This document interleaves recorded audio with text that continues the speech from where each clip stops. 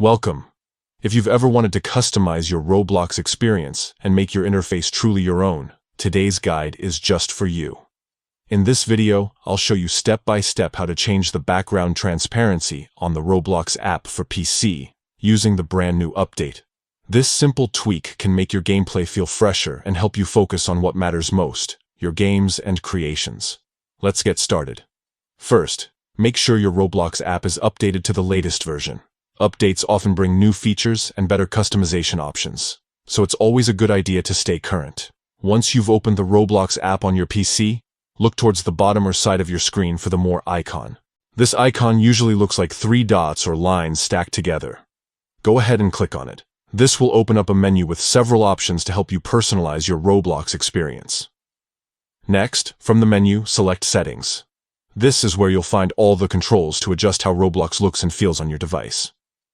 Take a moment to explore if you're curious, but for now, let's focus on changing the background transparency. Inside the Settings menu, look for the section labeled Device Preferences.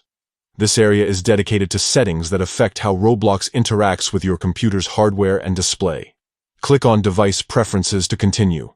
Now, scroll down until you find the option for background transparency. Here's where the magic happens. You'll see a slider or a set of options that let you adjust how transparent or solid the background appears behind menus and windows in Roblox. Move the slider to your preferred level of transparency.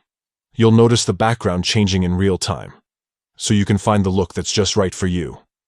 Once you're happy with your choice, simply exit the settings.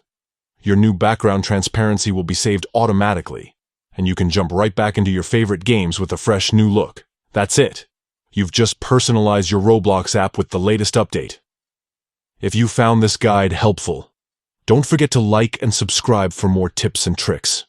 Thanks for watching, and enjoy your new Roblox experience.